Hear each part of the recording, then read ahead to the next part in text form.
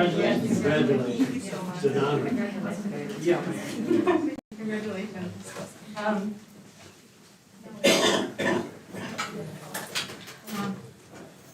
We're part of all of our seniors for all the colleges they apply to, got accepted to, or technical programs, or whatever plans they have after college.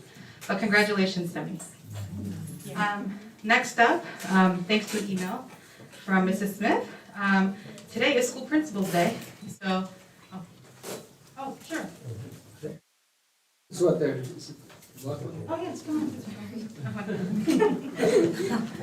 So polite. It's a Hartford phone, right? It's a Harvard.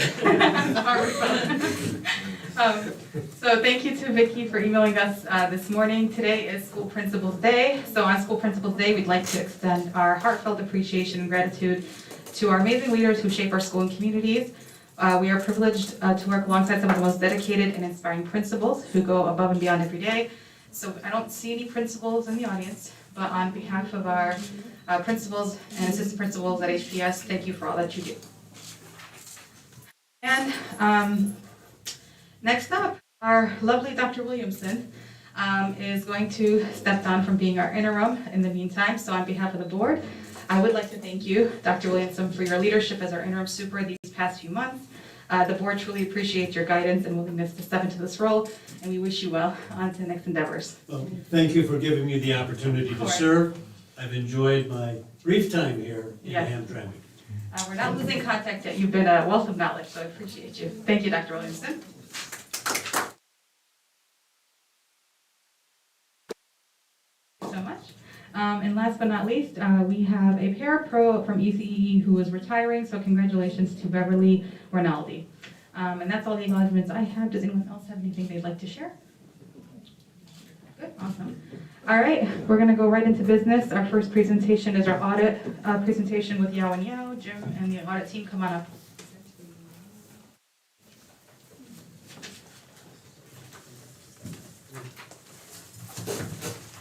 So, thank you. I'd like to introduce Brian Dixon. He is the partner on the audit. And, we've worked for quite some time, actually now together. Normally he'll be back in November, hopefully, to give the next year's audit report. Congratulations. Bye, I know Brian has a presentation, and I think just ask questions as they go along. Yeah, definitely ask questions as we go along.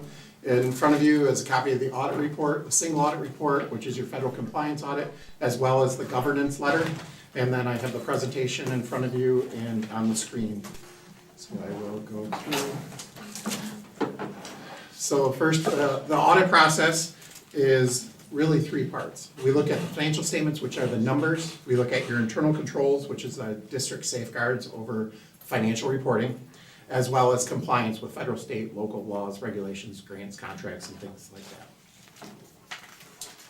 When we looked at those financial statements, we did issue an unmodified opinion, which is a clean opinion. The financial statements were fairly presented. That is really small to see up there on the screen, but in front of you, we do have the balance sheet of your governmental funds. The first column is your general fund. Next column is your non-major governmental funds, which is food service, recreation, student activities, and the sinking fund. Under the general fund, total assets of $38.4 million at the end of the year, liabilities of $16.5 million, deferred inflows of resources, unavailable revenue of $2.2 million, as at the bottom of the page brings you down to a fund balance at the end of the year of $19.8 million in your general fund. Non-major governmental fund. Sorry, can you explain what unavailable revenue is? Yes, so that is revenue that was recognized as revenue and receivable, but you did not receive those funds within 60 days of year end or by August 31st. Therefore, it had to be deferred into the next year. It is unavailable to the district. Got it. For this year. For the 2023 year, for June 30th of 2023, that you did receive those funds in fiscal year 2024 and was recognized as revenue in 2024. Thank you.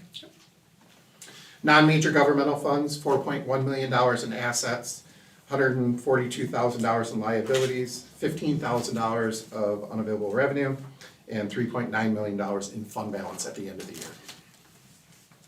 Then we move on to the statement of revenues, expenditures, and changes in fund balance. Again, broken down general fund and the aggregate column for your non-major governmental funds. Revenues in the general fund, $65.8 million. Expenditures of $60.1 million for an increase this year in your general fund of $5.7 million. Your non-major governmental funds, $5.3 million in revenue. Expenditures of $4.7 million and an increase of $538,000, bringing you back to those same fund balances that you see at the bottom of the page that we just mentioned. Then we compare those general fund actual amounts, the $65.8 million in revenue and the $60.1 million in expenditures, and compare those to your budget, your final budget amounts. You will see percent accurate on the right, 86.74% accurate on revenue, off about $10 million. You were actually lower by $10 million in revenue, and expenditures were lower by $1.8 million, or 97% accurate at the end of the year. Then we break down that $65.8 million in total revenues into this pie chart for you. Federal, 30%. Interdistrict is 3%. Local would be 4%. And state is 63%. So that's the revenues you received in. This graph is a little skewed this year. Your federal grants last year was only 17%. But because of all the ESSER dollars, ESSER 2 funds that you spent this year, you had an additional $15 million in ESSER funds that you spent within fiscal year 23. So that did really skew this pie chart. Usually the state is a bigger piece of the pie, but really it moved over to the feds this year. About 13%. So. But even with all that additional funding of the ESSER funds, the expenditures, the pie chart looks about the same. So you do have employee benefits about 30%, salaries of 39%, purchase services of 17%, supplies and materials 6%, capital outlay of 7%, which was actually up about 5 percentage points from last year, and then other of about 1%.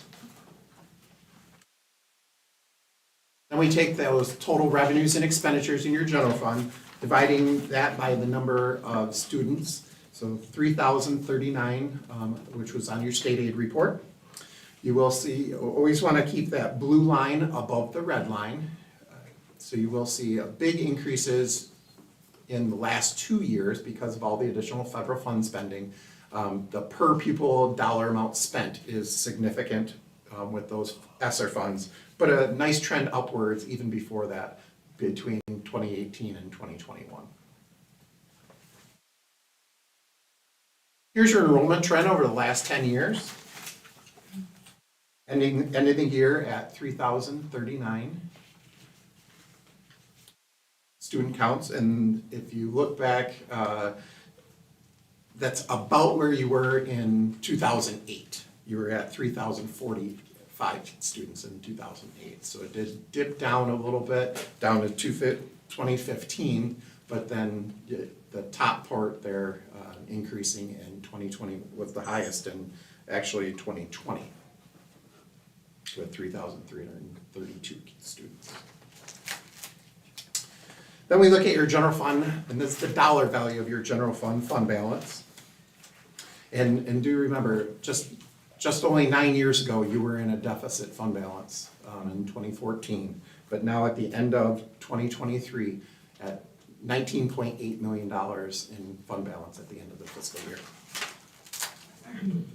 And if we take those same fund balance numbers and divide them by your expenditures, or as a percentage of your expenditures, at the end of the year, 32.91% of your expenditures are sitting in fund balance. Your peer group for 2022, peer group of between 3,000 and 3,500 students, it was about 18.93 across the state, and then the statewide average about 19.57%. So if you compare that to your 2022 numbers of 27.85%, you are above your peer group and the state average. MD does recommend a minimum of 15% fund balance, so you don't have to borrow on state aid in those 2 months over the summer when you're not receiving your state aid funds. But do you have any concerns about ours being a little bit higher? 2022? In 2022. 23. Oh, in 2023, you're at, yeah, the 31.9%. I don't have any concerns about it being higher. I know with the ESSER funds, you were supplementing your general fund expenditures with ESSER dollars and for salaries and employee benefits. And so a number of districts across the state did see increases in fund balance because of that fact. So those are the numbers. Then we get into your internal controls that we tested, and I'm not gonna touch on all these, but journal entries, disbursements, we looked at your budget and the expenditures in your budget analysis. We looked at payroll, sinking fund compliance. We always do unpredictable procedures. Obviously, you had a whole new finance staff, so majority of the audit was unpredictable this year. But we also add additional procedures so that management doesn't know exactly what we're gonna test every year. When we tested all of this, we did have 6 material weaknesses this year, and 5 of those material weaknesses were also material non-compliance. And that's not standard for this district.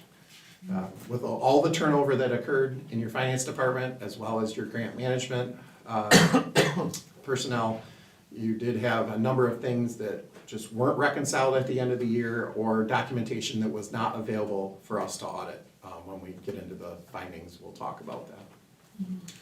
Last year's audit had no material weaknesses, no significant deficiencies or non-compliance. So this is unique to the district, but I think all of these, even within now it's already May 1st, so you have 2 months to correct all this before June 30th, and we'll be right back out auditing again.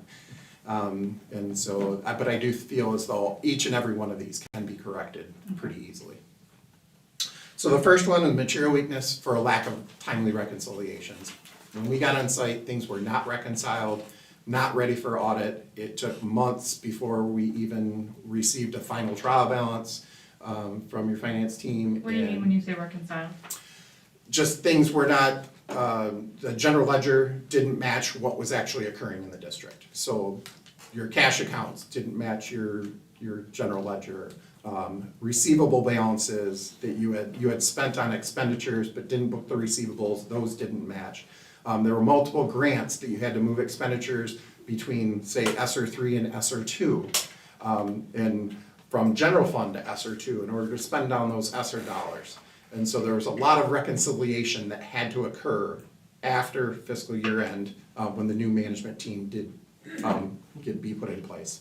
And I know you hired contract help as well to come in to do those reconciliations and help your finance team get ready for the audit. Jim, who's the contractor? Clamorin. Oh, okay, yeah.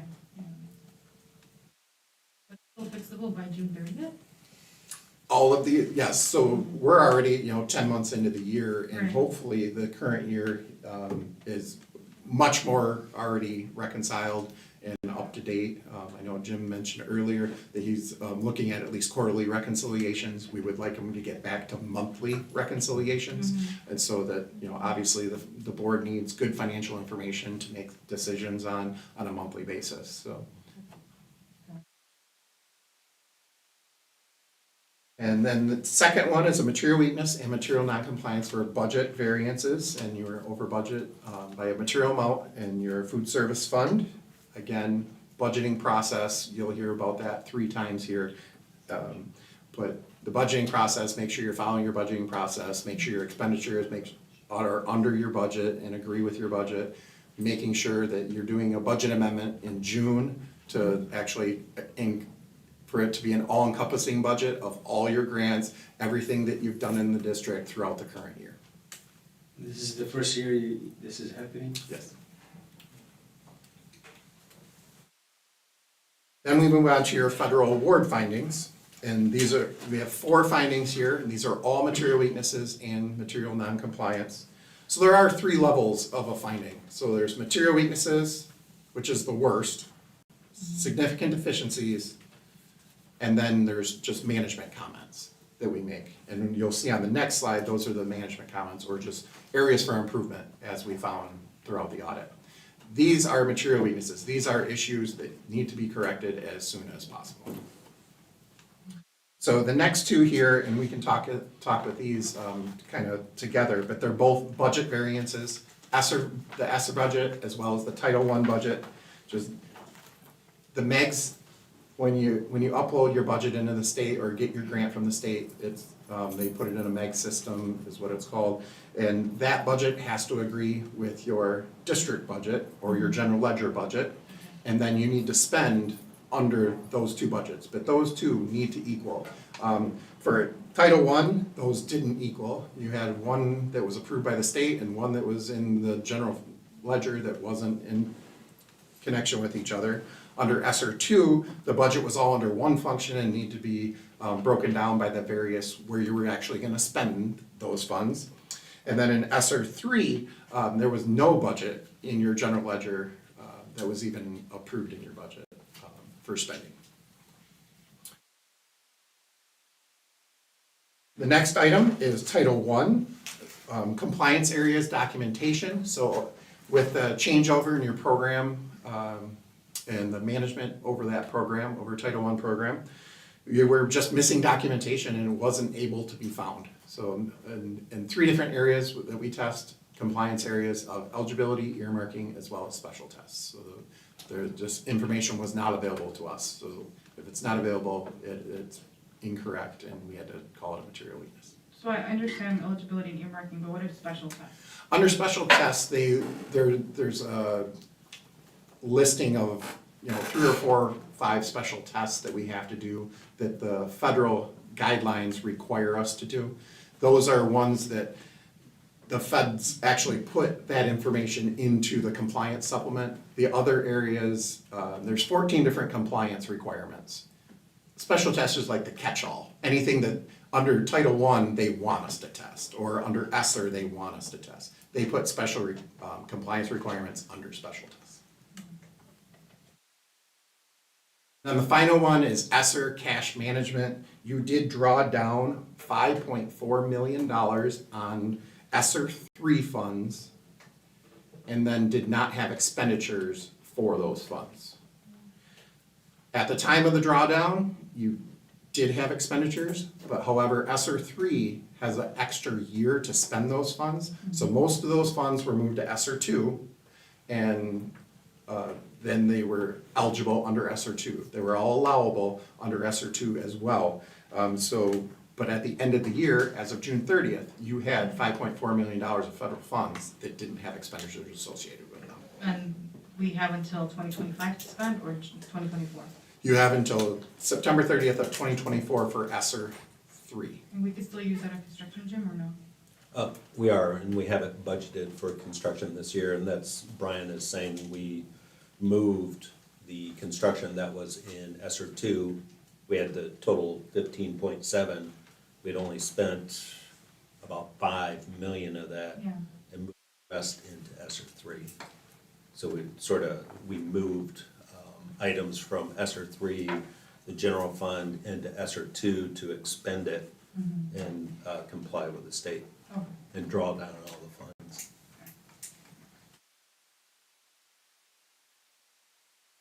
So those are the 6 material weaknesses. And then we have the governance letter. So this is required communications between the auditors and those charged with governance, which is the board. You do have a copy of that letter. The first appendix of that letter is the required communication, so please read through that. The second part is just some management comments that we found. So not only did we have all the material weaknesses on the reconciliations, we also had additional audit adjustments that weren't material. So there was a management comment on that you just need to, tick and tie everything, make sure everything agrees with the general ledger and what's actually happening in the district prior to the audit. Transparency reporting, one of your policies was not uploaded that had changed onto your transparency reporting, as well as the budgets were missing from your website under transparency. Journal entry approval, a separate person needs to be reviewing and approving journal entries compared to the person who's actually posting those journal entries to your general ledger. Compensated absences. There was about a $325,000 change. You guys updated the policy to carry over 200 hours compared to 180, but the spreadsheet that was tracking that did not make that change. So when we compared the spreadsheet to the policy, There were additional hours that needed to be added, and that was about $325,000 change. One of those journal entries that I mentioned about the material weakness. As well as password controls, when we looked at your IT controls over financial reporting this year, we need to make sure that you're including special characters in those passwords, making them harder, numbers, making it harder for people to get into those systems, and if there are hackers. ESSER expenditures, when we reviewed those, 2 of the 40 we tested were budgeted in the wrong function compared to where you actually spent them. So again, that's part of the whole budgeting, making sure that your budget is accurate and your expenditures agree to your budget. And then finally, unspent federal grants. Under your IDEA program, there was about $500,000, or $500,000, $500,000 that you had in prior years, but this year you didn't even apply for the grant. So those were unspent grants that you could have applied for and used in the district under special education. Yeah, those are sped dollars. Yeah. Under Title I, unspent funds as well under that, about 3.5 million. Wait, so if you skip a year to apply, you can still apply for 24-25 and possibly get your IDEA funding? Yes, you can still apply for the next year, and it'll be up to. So we, For some reason it didn't apply. Huh? Oh, I don't think we had someone in special ed at the time. no, this is, well, that could be, but it's a combination between finance and special education. I mean, working together, really the finance person could apply for the grant without special education because you can use it on salaries, purchase services. So if you're budgeting salaries for a resource room teacher, a social worker, you could apply for the grant. And so this year, I'm sorry. Occupational therapist consultant. Yeah, and we applied for both grants this year. So we're allowed to carry over 1 year, so we applied for 22-23 in this year and 23-24. Got it. Can we go back to journal entry approval? Yes. What's the job title of the person who puts in the entries? Is that? It's usually the accountant, but it could be anywhere from the finance area. It could be payroll, accounts payable, the accountant. We also had a business office coordinator last year, so it could have been any one of the 4, and also, you know, the CFO themselves will. And so the recommendation is to, someone puts in the entries and then someone else approves for the check and balance? Correct. Yep. Okay. Someone should be reviewing, signing off that they reviewed and approved that entry, so that there's documentation of, yes, a check and balance. Okay.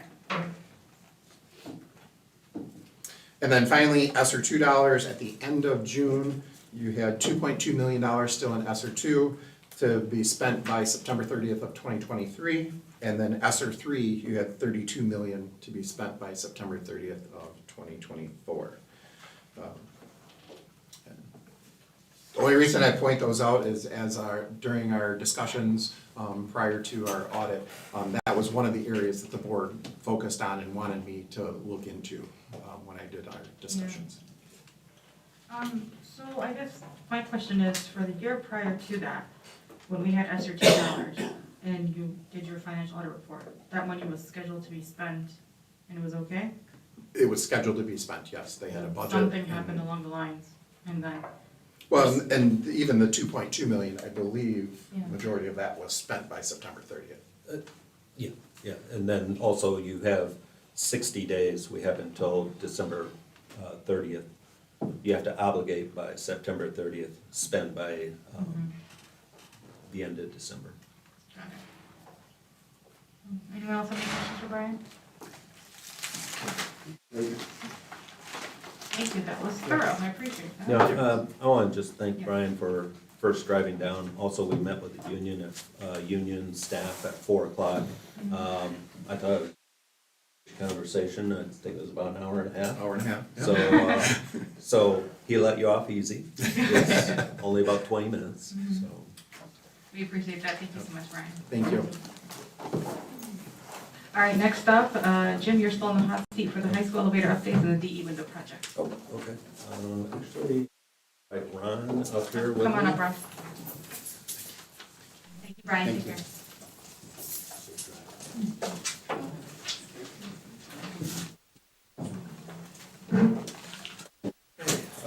Actually, on the elevator update, so at the March 6th board meeting, I recommended emergency repair, the high school elevator for $132,595. The repair was an emergency due to the elevator not working properly and the time needed to bid it out to replace it. So we had an elevator wasn't working, we couldn't get supplies up to food service, we didn't have it for ADA accommodations. So again, a functioning elevator is a necessity for ADA compliance, safety, and operation programs. So based on board discussion, I asked Bruce Coleman, who's now the interim director of buildings and grounds, to meet with contractors, review an estimate to replace the elevator. So I just wanted to give you an update on comparison. So the emergency repair, and I updated this a little bit late into the board doc. This goes over the modernization proposal. So that includes replacement of controls and hardware, updating of the car door equipment, updating safety equipment, cab interior, but this does not include the skilled trades. So that would be going down into the pit of the elevator, where you have an oil separator, and that's where, everything works from the bottom. Electrical needs, so what Bruce had said, the estimate for this would be about $50,000 on top of the 132, okay? Does that come with like a warranty? That's a good question, and I would have to check in the proposal. But No, It was 132, we just repaired it. just repair, right? just And repair. then you need the 50,000. If we want to buy a new one. it's No, that would be 182. for electrical, and It's extra to It's fix the emergency. it's extra on top of that, so it'd really be 182? possibly 182, Just for the repair? just for the repair. What if we want to replace it? Do we have those? numbers? Replacement's coming up. Okay. That's where we confusing. Yeah. Yes, yes. So, replacement estimate to replace is approximately $395,000, which would be a new car, mechanicals, electrical, and all systems. Can you repeat again? Yes, 395. $395, yes.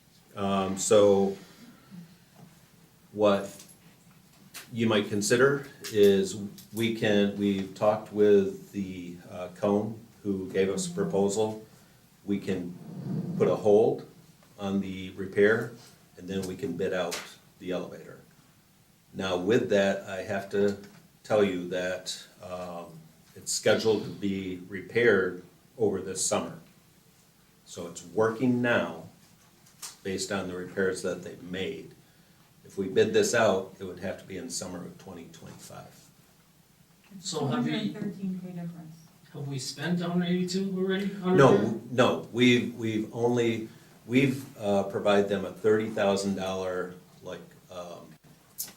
advance to do the Upfront planning. to start, okay. Exactly. Okay. So they got it going in the meantime for, emergency. Well, no, this is for the planning, so we did the emergency repairs, I'm sorry, we should say, we did the repairs, we replaced some controls. Okay. Just to get it functioning for the Just to kids. get Just to get it functioning. functioning and going, but it Yes. still needs additional repairs for 182. Yes, And if we wanted to get, or refurbish to where it becomes almost a new one, Mhm. it's 395. yes, that's the estimate, but we would have to bid that out, and then again, would be doing the full repairs this summer. We would have to get through another year, and it'd be in 2025. Why is it gonna take this long? I'm sorry? Why is it taking that long? If we do the replacement, why would it take? Well, if we're doing a replacement, we have to get an architect involved, we're gonna have to draw plans and then bid it. So bidding will take, I don't know if you have any idea how long it'll take to, Bidding's probably at least a month, but there's also, elevators have long lead times. So you bid it, you award it, contractor orders it, and it takes a number of months to come in after that. It's not an off-the-shelf thing. Elevators are completely custom to every single hoistway that they are installed in. And that's part of the 30,000 that we provided them, was to start developing the parts and obtaining the parts. It's an old elevator, so it's difficult to get some of those parts. If we went with the replacement option, is there an option to make it bigger? That would be tough, yeah, because you have a shaft in the middle of your building. To expand that shaft, I mean, we can, You might get a Check couple it. inches out, yeah. maybe a couple inches, but it's not gonna buy you a substantial amount. And it would be much more costly than the 182. Are there any Okay. options out there for buying a refurbished one instead of a new one? That's a good question. I mean, we can check that too. I You know, think we should. I think one of the questions is, do you want to proceed with the emergency repair, or would you like us to bid it out and say it's gonna be summer of 2025? Could, I think if it's operating right now, we're safe to say hold off on the repair until we see if we can find a refurbished one and go with that. But I think going with a new one is just too long I was gonna to go say, without. I think it sounds like he wants to start the bidding this month, so by the time he comes back in June, he'll have a number. Well, I'm sorry, we would get an architect involved at this point to draw plans, specs, and then bid it out. And now, how long did that takes? Just deployment? For an architect to come in and do just a single project like the elevator, it would be minimally 2 months. Really, really pushing it, it might be as many as 3, and then you go out and you bid, which is another month to 6 weeks after that. Then you can finally sign a contract. Then you have to wait for the lead time and the fabrication of the elevator. Did we get any feedbacks from our educators and administrators at the high school on what they think? As far as new versus the repair? Right, or repairing that? No. How often we use it and stuff like that? I know that food service uses it mostly, you know, to take food up to cafeteria. That's what it's largely used for. Right. I could check on that, how I many think that's students important. actually use it. That's a good point, and what I'm hearing is, even if we get a new one, it doesn't get any bigger. No. We're just paying for a new car thingy, New car, all mechanicals, everything is new at that point. but when we're replacing it, we're just replacing something that's Mechanical. mechanical. That's right, And that's it. So for $213, we're just getting a new box?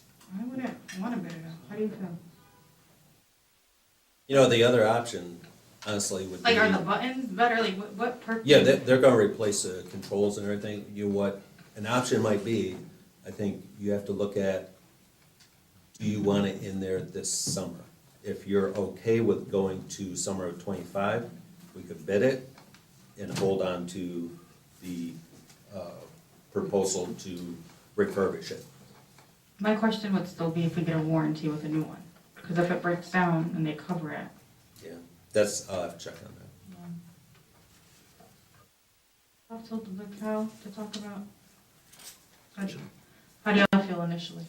I think we should hold off till the cows until we get some more details, especially on if we can find a refurbished one or not. But even if we go in June, so we come back and discuss it in June, say we agree to the replacement, would it still be done before the fall? We would have to ask on that.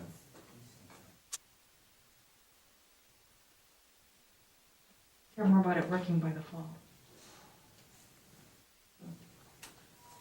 I feel the same way. Yeah, well, does it hurt our budget if we go with the option of repairs and then create something new? Me bid it out for a new one? Yeah. It's gonna cost you 200 and some more. thousand more, yeah. Yeah, but. I don't know, I have two questions. I wanna know if there's a warranty on the replacement, the repair, not just the replacement. Right. And if there is a warranty on the repairment, so just repairing the parts, so the 132 plus 50, Mhm. I would feel comfortable just moving in that direction, because like I said, we don't get anything special if we just get a whole new box, like, that's where I The get con- My question is, yeah. how the condition of it if we can hold it till next year? Oh, Do yeah, you can you give us think, pictures? do you think, Oh, can- pictures, yeah, sure. do you think it can handle job till 2025? That's why I thought we should ask, You know, the because administrators this, at the high school and see what Yeah, they're. that's a good point, how much it's used, what it's used for. Because I know that, food service was having to take everything up the because we stairs. don't wanna move to the new one and then it break down and then we have to That's why I was We have to concerned. spend money on it to get it fixed. Yes. So Yep. we need to see how. We can provide you an update. I was gonna say, I think we need more information, even if it delays a little bit, because Okay. just looking at numbers, I would probably wanna go with repairment, but if there's a way to replace it to be sturdier or whatever the case is, or I don't know, like you said, they're custom built anyway, there's a way to customize it, because it only goes up to the second floor, right? Third Or floor. was it third? Yeah. Okay, so it's utilizing the whole building, I mean, yeah, just see the insides of it, see how the high school staff and students feel about it. If we have an opportunity to give them something shiny and new, and they want it, I'd be willing to do it. Okay. Because something that I'm thinking about that's right next to the elevator is the auditorium. And if there's a budget to repair that, that'd be nice, but. Thanks for that update, we don't have an answer yet, we need more Yeah, information, no, so that's fine, thank you. just kinda get a feel from the high school. Yep. The condition of the current box, see if there's a warranty for both the replacement and the repair. And then we can come back, even though it'll slow us down a little bit. And give us the updated timelines if it like throws us off drastically. Sure. Oh, Thank you. yep.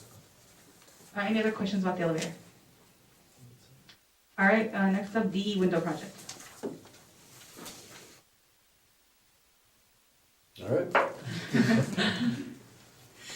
Thank you for having me in this evening to talk to you about our capital improvement project. So as you know, the Dickinson East School is going to have all of their windows replaced this summer, and it's a great deal of work to be done in a summertime. So the contractor came in and started to get a little head start, and he started to do a little exploration just to make sure that when students were out, they could very quickly and efficiently move into construction mode and there'd be no delays in that. During this investigation, they finally were able, or given the opportunity to do some invasive investigations of the existing window systems. During that investigation, they found out, or they suspected that there was some asbestos-containing materials in it. We sent it out, we had it tested. It came back positive for asbestos, which means we have to abate that before the window project can move forward. Now, here's the thing. What we are asking for here is a two-step program here. The first step is we have to take care of the abatement. We're asking for this evening is that we get approval from the board to go ahead and enter into a contract with a contractor to be named at another time. Having said that, we would also stipulate that the contract would not exceed $110,000. It would be below that as estimated by the district's environmental engineer. They estimated it to be about $110,000, so it should come in that or slightly less. Why? Why are we asking you to take this course? Because time is of the essence here. If we first bid it out, did the interviews, finally selected one, submitted to the board our letter of recommendation, it would take a number of weeks. And the next regularly scheduled Board of Education meeting that could take place at is the June 27th meeting. That's after school is already out. Now, abatement has to get going, like, the moment the students leave the building, the abatement contractors will be there, literally within hours to begin their work. If we have that delay, well, that's only one of the first delays. We wouldn't get approval until the 27th. Then you have to sign contracts, which will take another week, say. Once that is all executed, then the abatement contractors have to notify the state of Michigan and wait 10 days before they commence work. So that's, we're talking in, another month here, and then they have to mobilize, that's another month. Now we're into the latter part of July. that is by no means enough time to actually do the window project at that time. So again, what we're asking is to go ahead and approve that we are able to follow normal and regular bidding practices, put it out on the street right now, and have our normal selection process and our normal contract award, but we would name the contractor at a later date. But all of the bidding, all of that would follow state regulations. It would be issued in the newspapers, issued on the state website, issued on your website, the whole process. So that's step one. That's step one. And that is, and again, that is just because time is of the essence, and if we wait, it's highly unlikely that we'll have a successful window project in 2024. The second part of that is the carpentry. Now, again, I said that during the exploration, they opened up the windows and they found the material, and the materials between the window frame and the walls, and it was all covered up. It was concealed behind all this trim. All that trim is going to have to come down, and some of that trim is also ACM material, so that is all gonna have to be replaced. In step two, what we will do is we will follow normal bidding procedures for a finished carpenter to come in and replace all of that material and make the project whole. And we will do that and have come before the board in normal fashion. So that is just for your information, that this is going to be a two-step program. The first one, we're asking for approval for the abatement. The second one, you'll see me again, you'll see me with the recommendation, and then you can say yea or nay to it. Yeah. But the timeline of this project is set to finish when? By the start of the school year? By the start of school year, absolutely. We need all the windows to be in, you need to be weather tight, you can't, we don't wanna interrupt normal business operations of the school, of the educational process. Now, having said that, there might be a couple classrooms where some interior trim work needs to go on. That'll take place during second shift after school hours, and that'll only be a couple, because the carpenters are gonna have to catch up with the window people because they came on late. But again, that second shift, that's not during normal school hours, the students won't see anything, and we've already gotten approval from the principal at Dickinson East, and in understanding that that's what's going to happen, and they said, that's fine, as long as we get some beautiful windows, they're happy. You got any questions for him about this Yes, system process? This process didn't happen in other buildings, It did not, no. so it was a surprise to this. This was a complete surprise. Again, once the contractor received their contract, they came out because they wanted to get prepared for the high-speed construction schedule. So they wanted to do some exploration. In that exploration, after they were awarded contract, in that exploration, they found the ACM. Okay. How many buildings we still have after Dixon was? Dixon East, that's Dixon East, right? Yeah. Okay. We've got the high school that's going on this year as well, and then, do we have one more after that? DW and Hope, or ECE? I hope Some- it's done. EC is done. EC is And complete, it's yes. the same window that we put in Holbrook? Or different, each building has different design or? Each building has to have windows, it's like your elevator, every window opening is Exactly. different. So everything has to be custom designed, custom built, custom installed. All the trims are gonna be different, all the. I'm just talking about designing, it's, I liked what was putting on Holbrook. It freshened the building. Mhm. We do Look have a unique. couple. Right? No, And that those, classroom? those right now, because we haven't been able to abate. I thought we put up test windows, 2 test windows. I was gonna Plywood right ask, speaking of the now. abatement, Dickinson East, we put up, Plywood. we took them apart and did the invasive testing. yeah, is there any risk to the students though because of the asbestos found? Negative.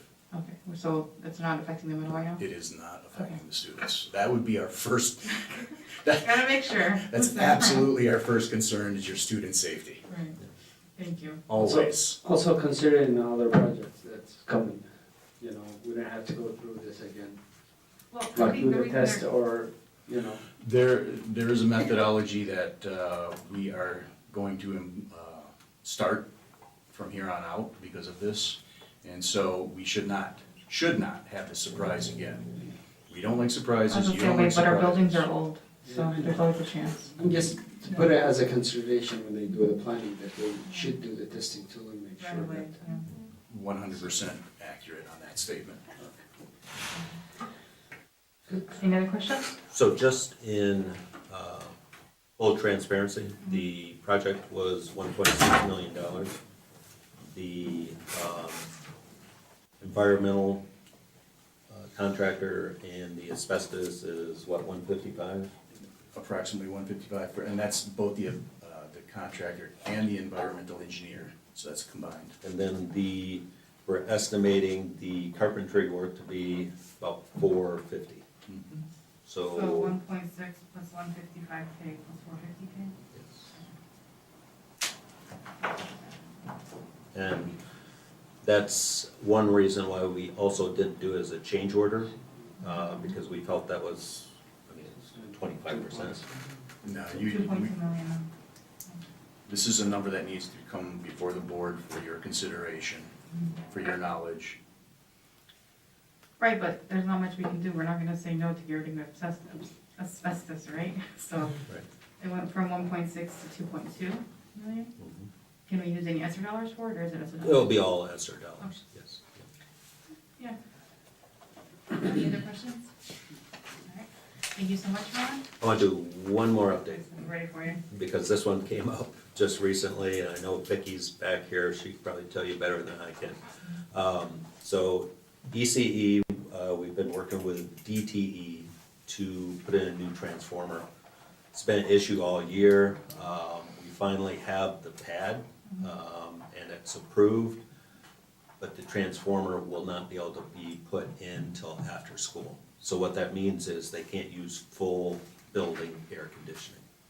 So if we have a 90-degree day, it's gonna be a little bit warm. Do they have window fans? They do have, they can operate some room units, but not the full building. So, unfortunately, there's not a lot that we can do about that. May I say something? And with new windows now, the windows don't open. We have one small window that opens now, and we have the emergency window that we're not supposed to keep open, so that is going to have an impact. All right, thanks for the updates. This sounds like we're tied though, because it's DTE. Yanni, what can we do? So I appreciate the update on that. Right. I think, any more questions for Ron? Before we keep Jim in the hot seat, because the next few resolutions are yours. Okay, all right. Again, thank you very much for having me. All right, action items, resolution number 2, approval of interim super. Do I have a motion? Motion. I heard Algahan, do I have a second? I heard Hall. Resolved that the Board of Ed does hereby approve Jim Larson Scheidler as the interim super for Hamtramck Public Schools as per the terms and contracts to be negotiated effective May 1st, 2024.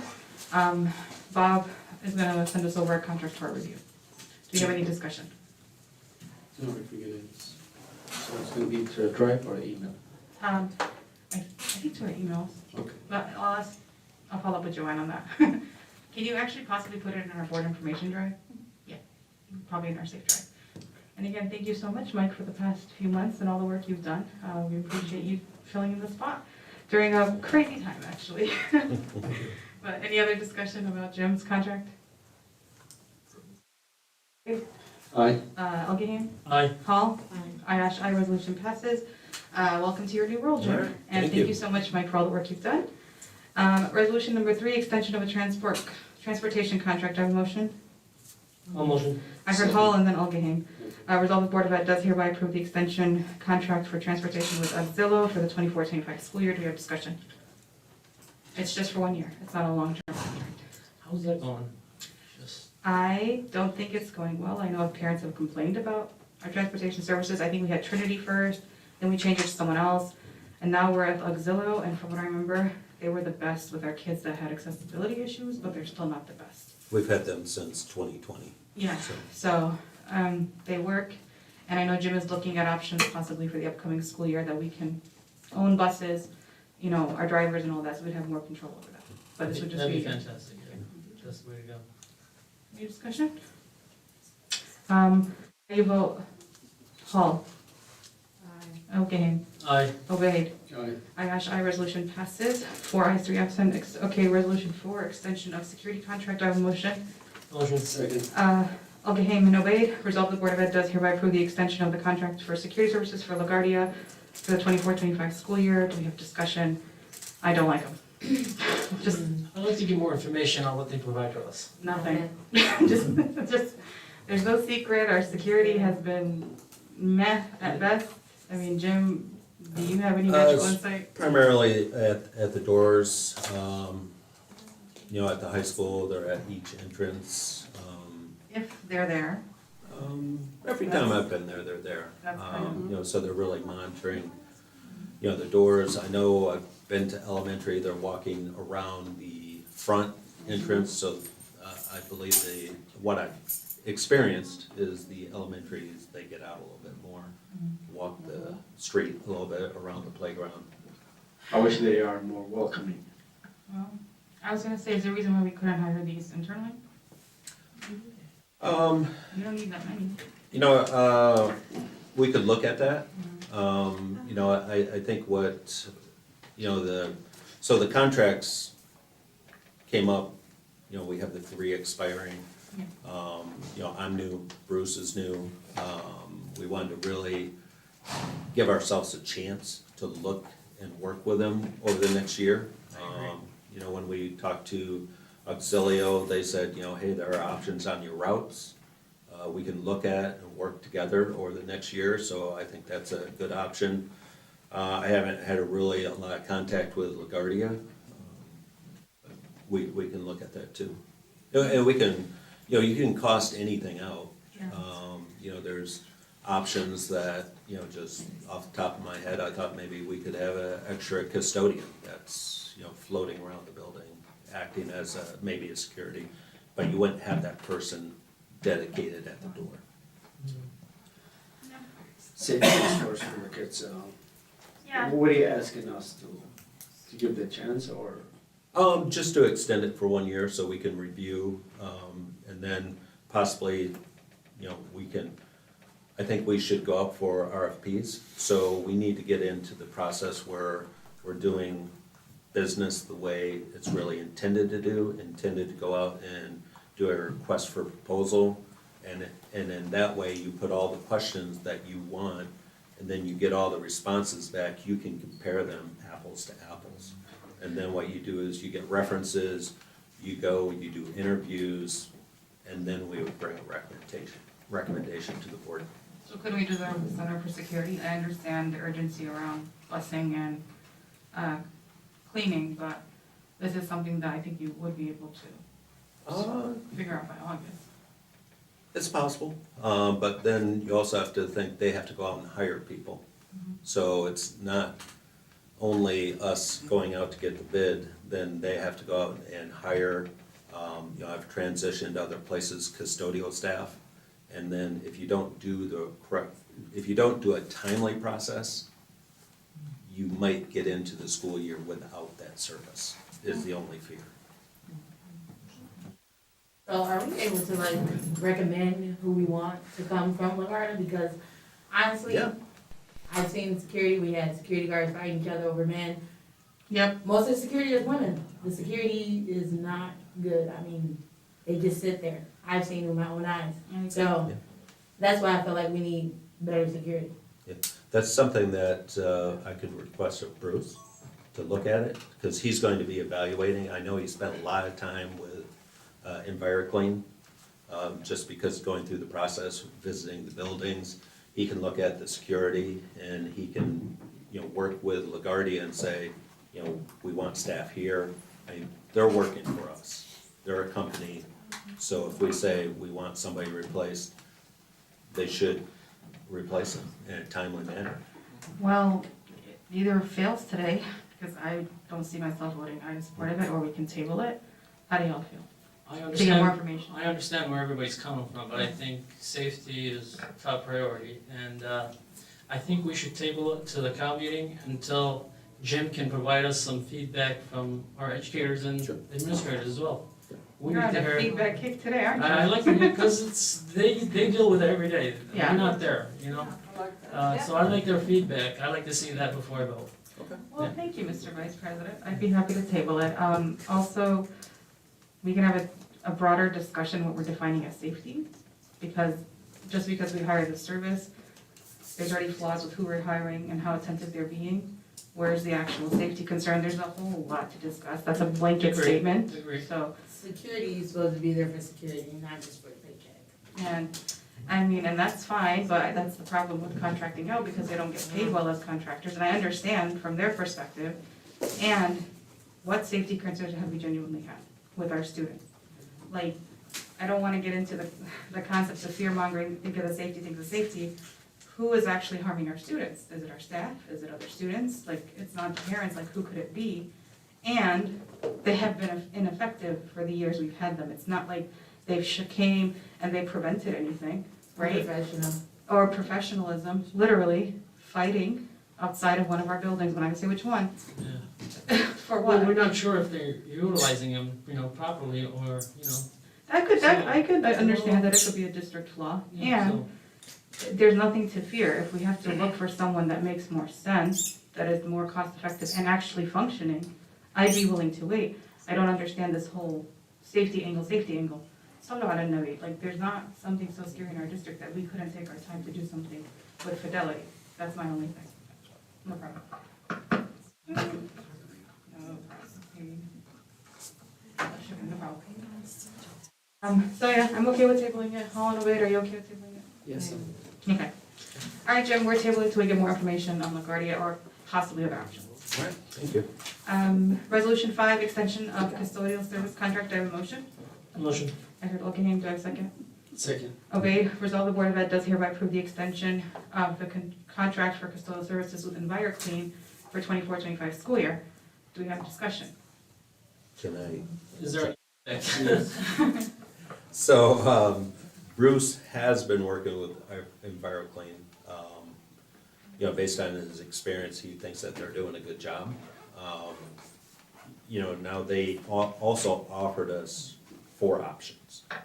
So they offered us an option, 1-year extension at the current rate, so that would be $15.50 an hour. They offered option 2, which would be increasing that rate to $16 an hour, so that's a 3.4% increase. Option 3, keeping next year at the $15.50.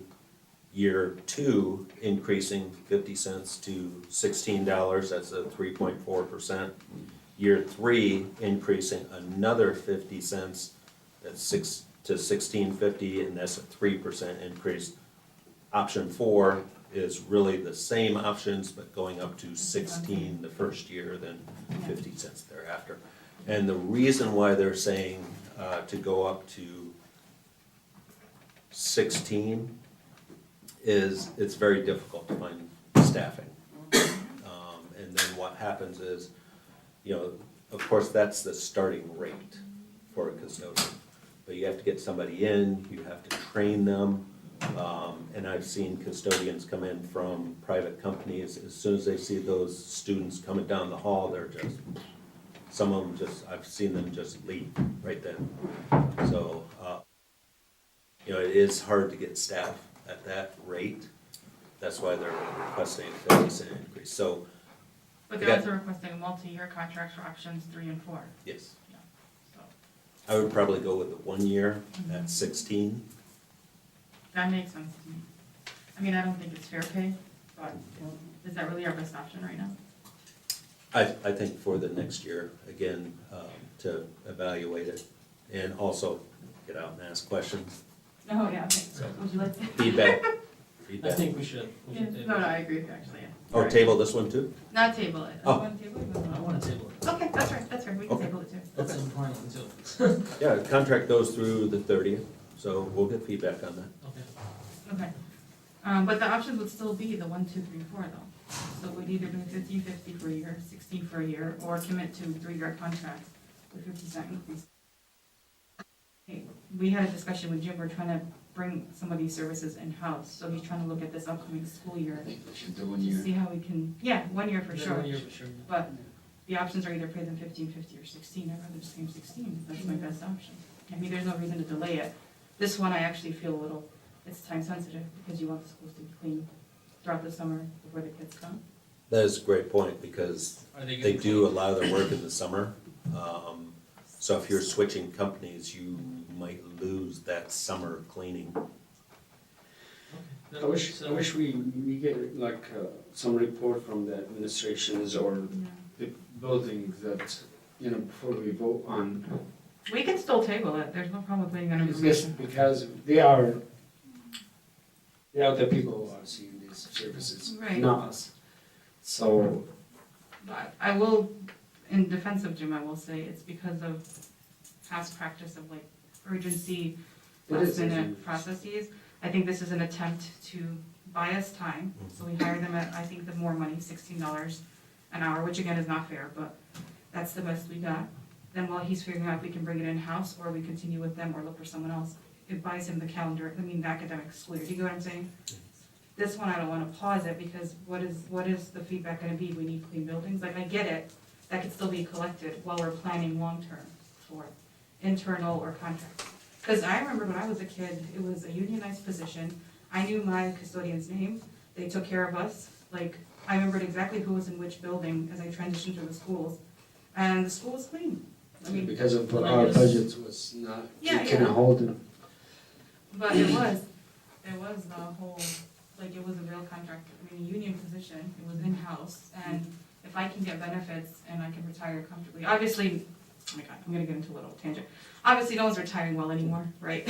But we don't get the good retirement benefits, but if it's okay with it, unless you guys have hesitancy. No, I think we should just go ahead and give them the 1 year, and hopefully they hear us, and they do good, you know, that's it.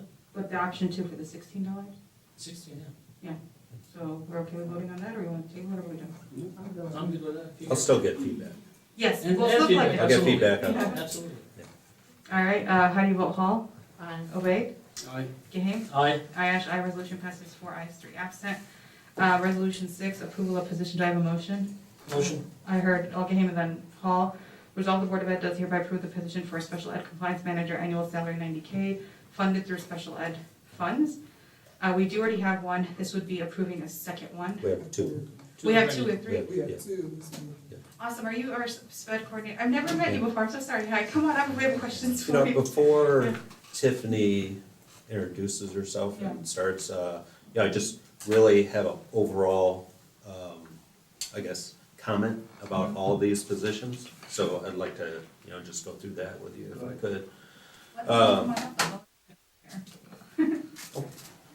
Come on. Come on up. So, tonight's positions that were recommended are based on, litigation in the district and points highlighted by Brian in the audit. Yeah. So, plan for the following year is a continual process. You don't start in the summer, it goes on throughout the year. I mean, I'm sure Tiffany could vouch for that. So the grant process really begins in February until it's approved by MDE.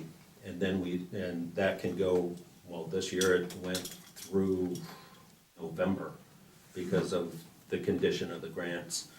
So, the process has to include collaboration, communication, transparency, review and evaluation of current programs and new programs, which we're gonna get into data analysis and evaluation.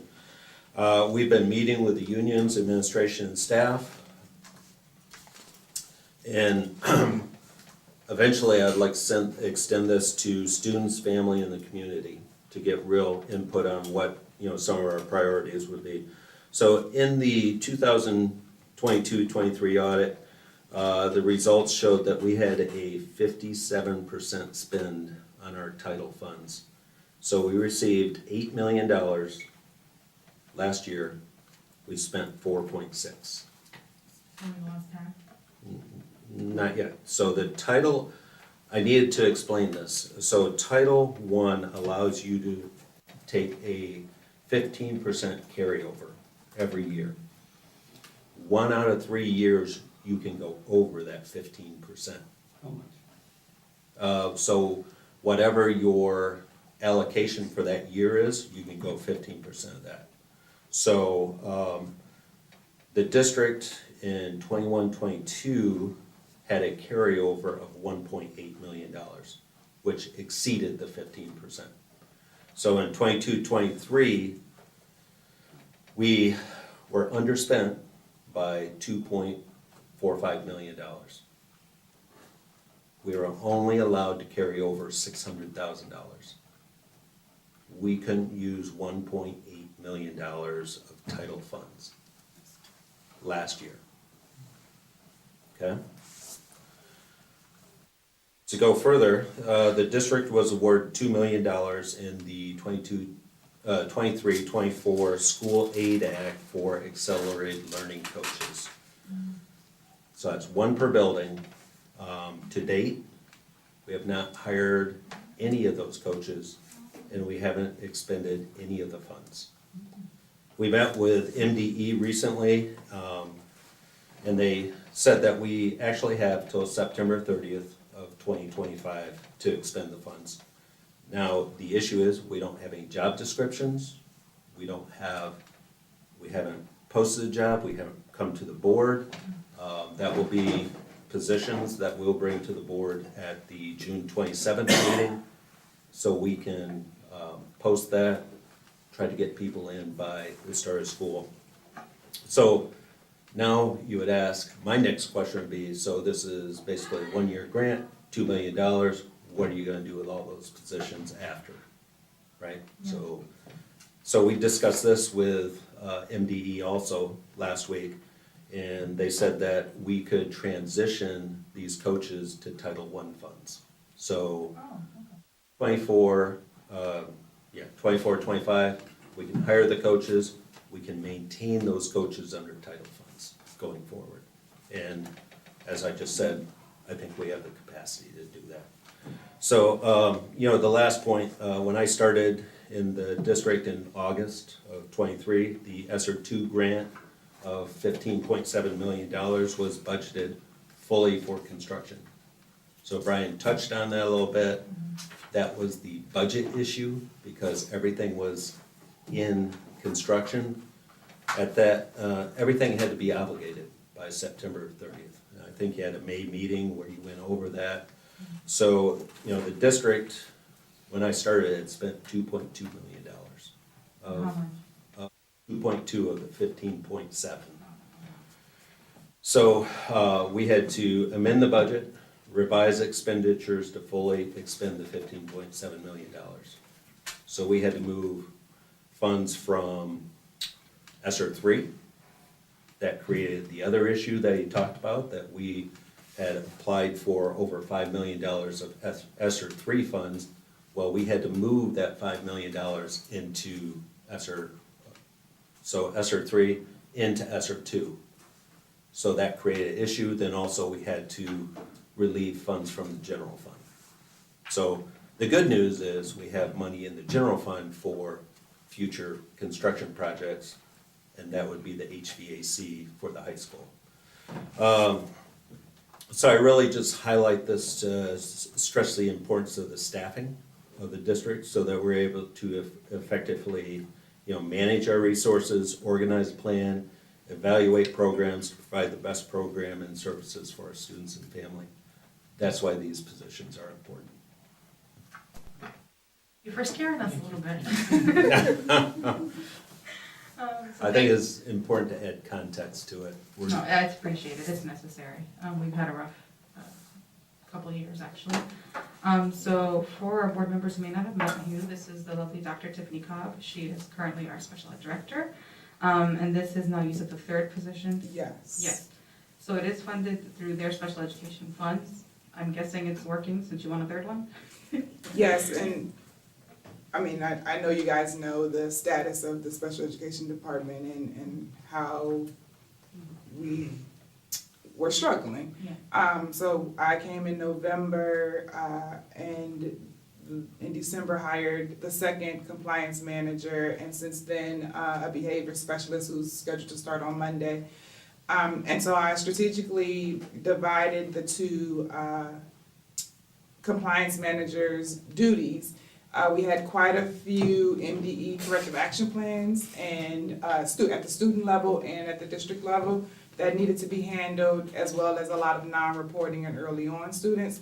So Kim Collins, the compliance manager who was already here in October, she handles that portion. And then the second compliance manager took on the compliance piece of the buildings. And since then, what I've found is that that's a lot of work, even for myself, who's in the background, and her, who's in the buildings. We have quite a few new staff members who just do not have the capacity to do it on their own. And for her controlling all 7 or 8 of the buildings, it's a lot. So I am requesting a third compliance manager just so that I can split the buildings and the workload becomes more manageable for both. Thank you for that clarification. Any questions? All right, how do you vote, Wade? Aye. Gahane? Aye. Hall? Aye. Ayash, aye. Resolution passes 4 ayes, 3 absent. Thank you, Dr. Cobb. Resolution 7, approval of position. Do I have a motion? Motion. I heard Al Gahane, second. Second. I heard Hall first. Resolve the Board of Ed does hereby approve the title change for position of MTSS Coordinator, which was formerly the DEIJ MTSS Coordinator for the Office of Student Achievement, annual salary between $65 and $90, position funded through general funds and state and federal grants. Any discussion? Or Jim, any explanation beyond your first speaker? Yes, thank you. So we're bringing several existing positions to you, just to give you a heads up that we're going to be posting these positions and hiring. So I would rather have the questions up front before we have somebody sitting in this chair recommended to hire. This is a existing HFT position. It's just hasn't been filled since 21.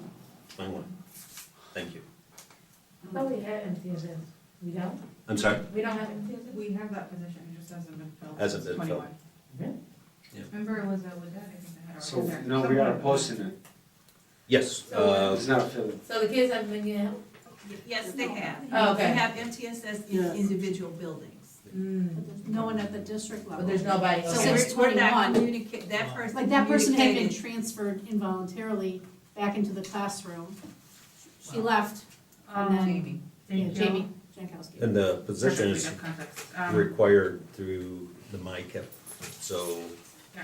continuous improvement plan, you need this position. So you're dropping the DEIJ part, so does that mean the job description also is gonna be updated to reflect what's needed? Yes. Okay. Any other discussion?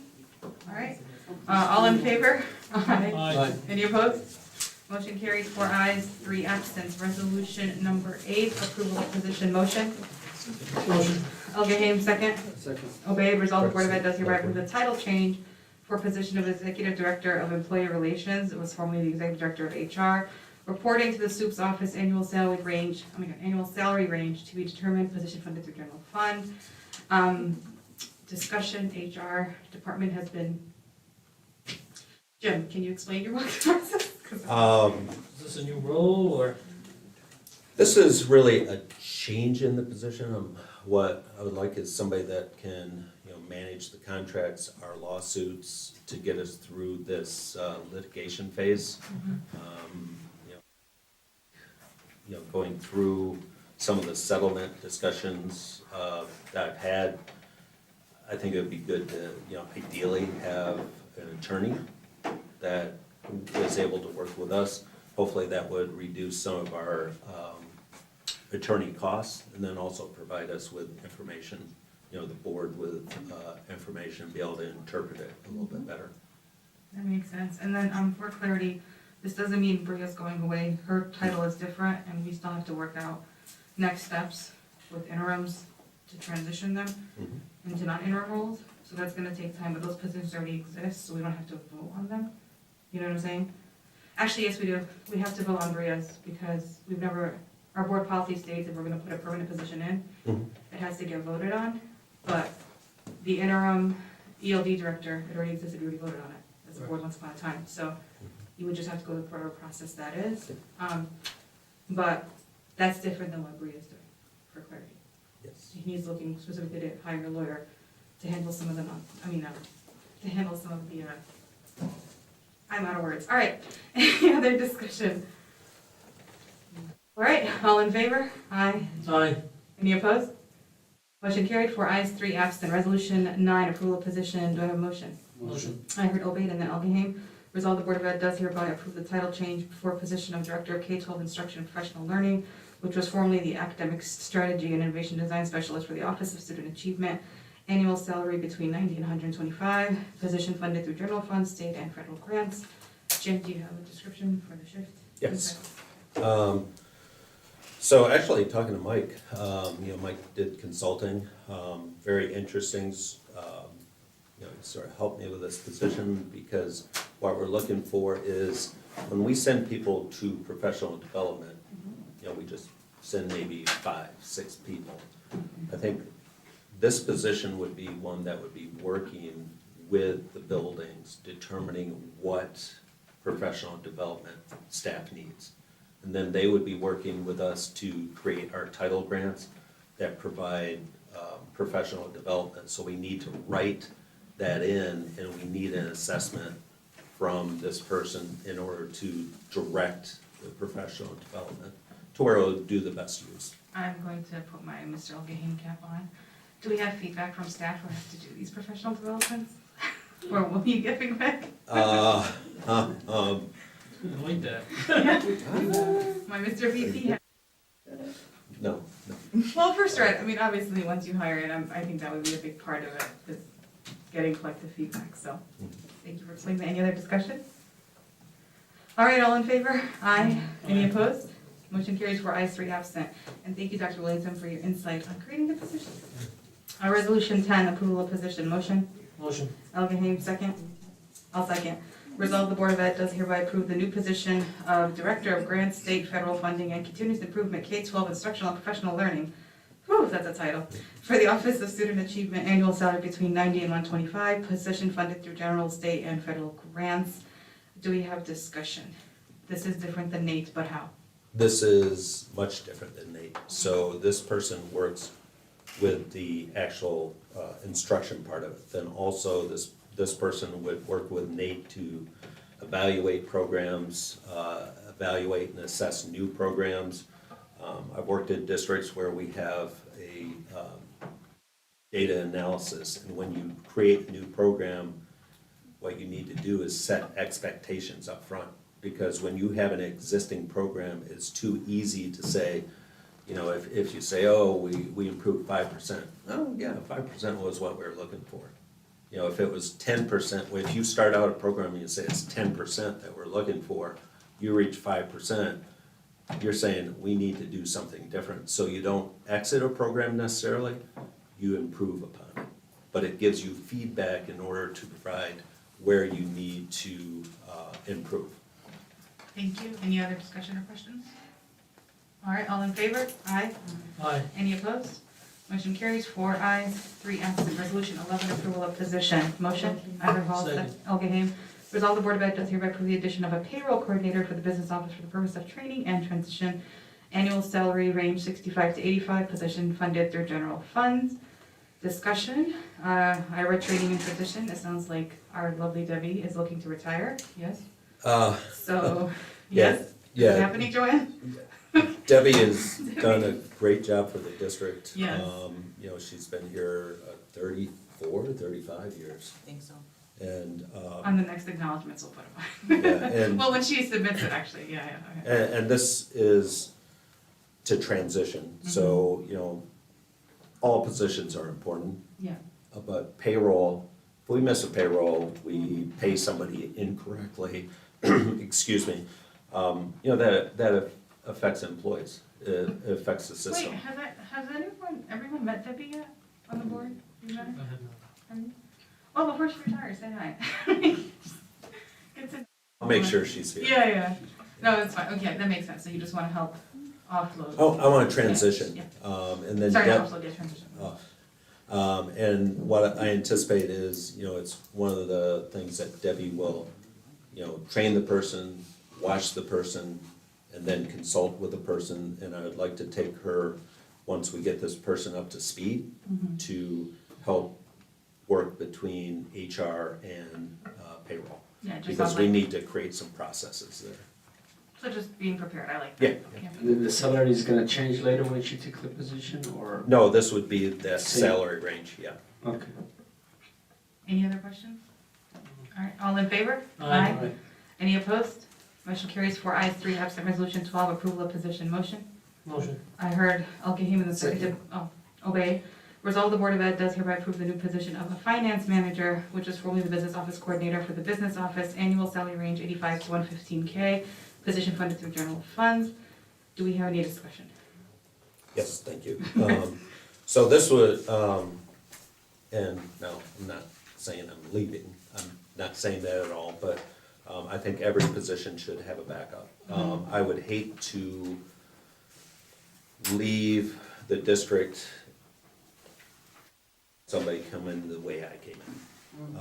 I want somebody Super that, like I told the union earlier, I would like, somebody to come in, replace me and say, Jim who?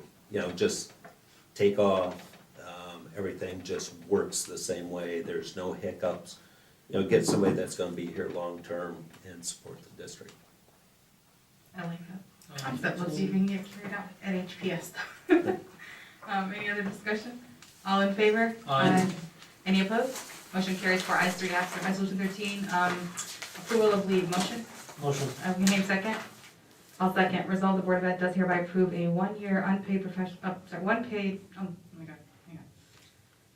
Resolve that the Board of Ed does hereby approve a 1-year unpaid personal leave of absence for Nancy Walter, teacher at Ham High, for the 24-25 school year. Just to clarify, as part of our school policy, the board has to approve leave of absence, but as part of union policy, after 5 years, you're allowed to approve a 1-year unpaid absence. If someone is taking an unpaid absence, I'd rather not inquire as to why, but if you guys have a discussion, we can hear it. I don't have any discussion. Thank you. All right, all in favor? Aye.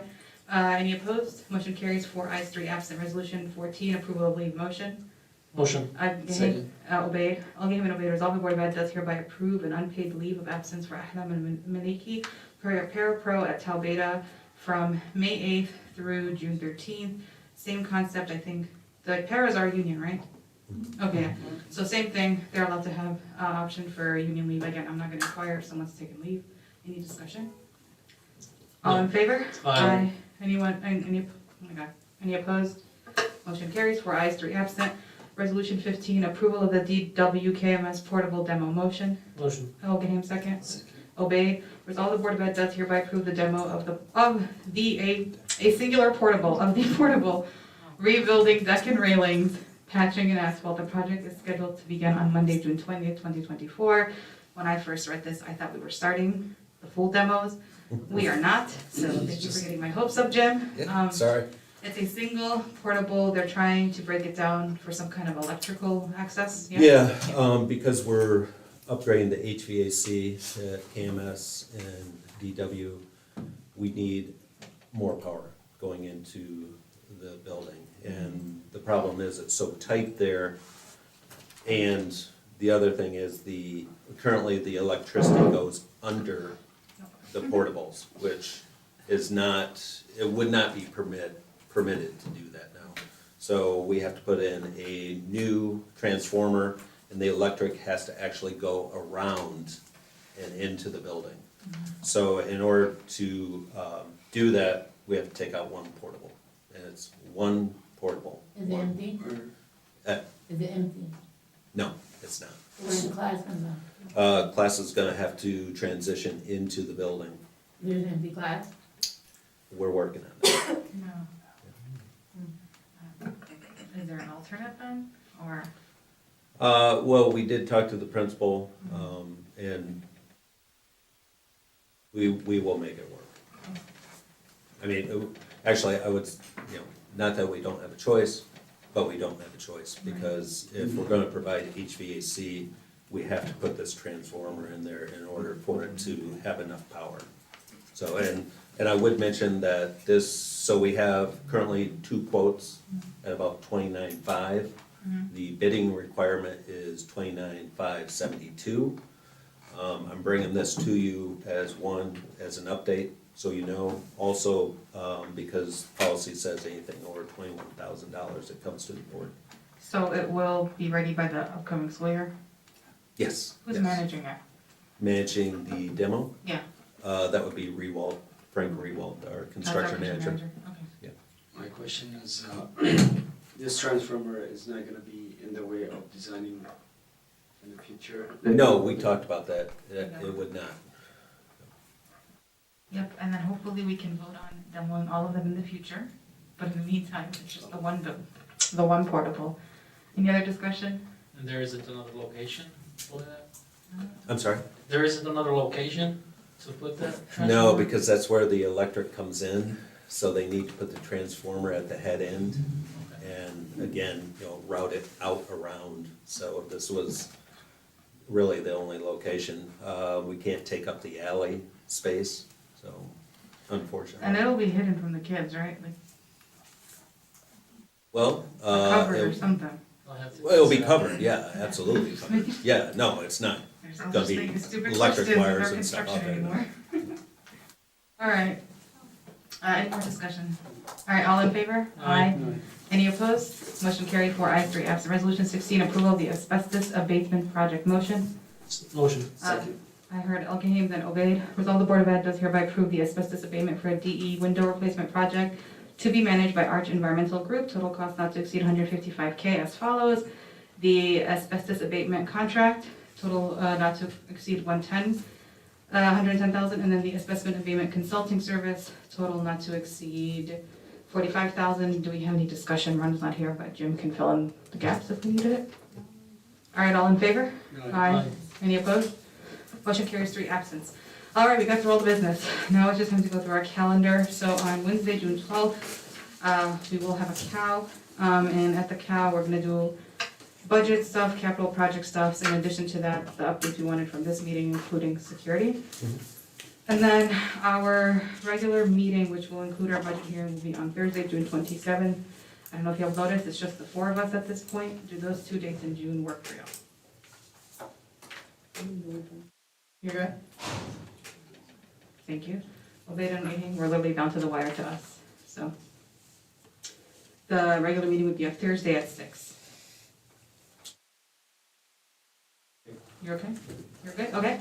And then we traditionally do our July meeting, so that's canceled. And like I said, on August 7th, there is a DCFC game here. So the building will technically be available. It's just everything out there in the parking lot with the game literally right next door might be chaotic. Does the game start at 4 or 7? I think they set up. Most of food those games trucks start out at there. 7, but they start setting up at 5, and the parking lot is not accessible after that. So do we want to go to another building? Do we want to reschedule? What are we thinking? We can bring this up in June if we're not ready to talk about August August. 7th at 7. Huh? 7 p.m. At 7 p.m.? We should just move it to another building so Yeah. we can have access. I think let's to- wait till June 27th, decide Yeah, based okay, on I'd what's be, going I'm, on. yeah, and we go from there. that's fair. Do you think we'd have access to our Conant building by then? That'd be a great shot, yeah. We can try that. Tentatively? We Yeah, can keep the tentatively. same date and go to the Conant building? Okay, we'll still discuss on 27th, you're right, because it's too far out, but that's just our schedule. Oh, sorry, we're not done with business. Consent, resolution 17, approval of consent, do I have a motion? Motion. I heard Hall and then Algahame. Resolve the Board of Ed does hereby approve the following items under consent. Minutes from 5 days ago, some employment, and the approval for Ms. Madden's Outdoor Adventure Club. All in favor? Aye. Any opposed?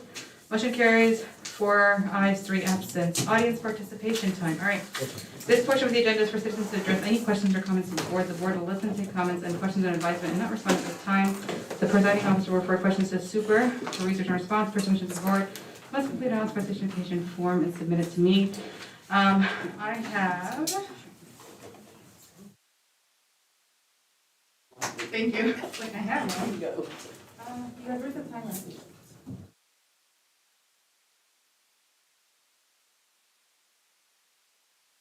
Sure. But once the timer gets started. Before you start the timer, I want to bring up an acknowledgement that you might not have known about.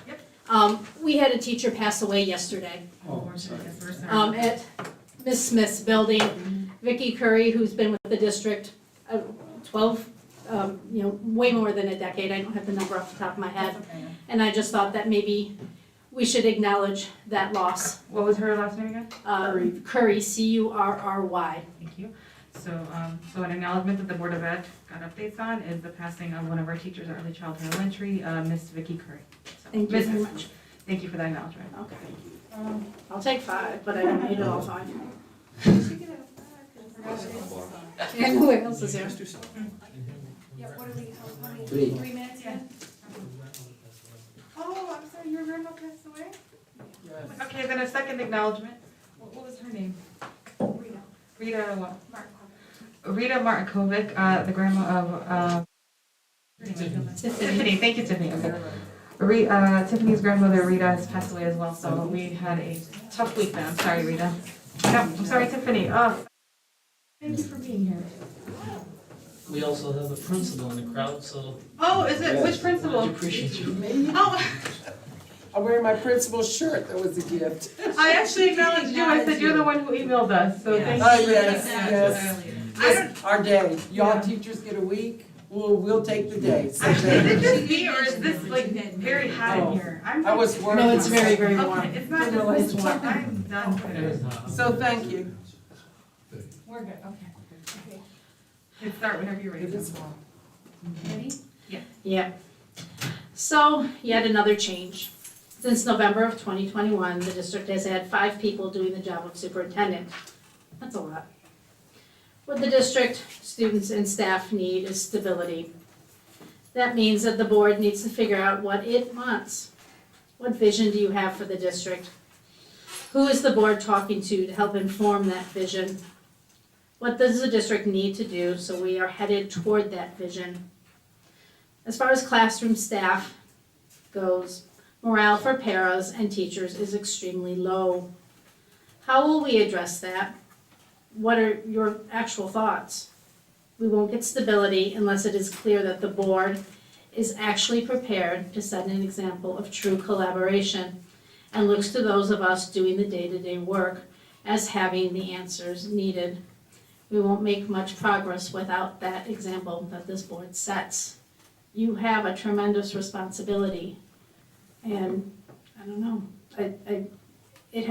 we haven't seen the full potential. I'll be really diplomatic. I think there's potential, but we need to see it because we kind of keep going through this over and over. So, thank you. Thank you, Tony. Any other board business? All right, the meeting adjourned at 7:42 PM. Thanks, everyone. Let's go.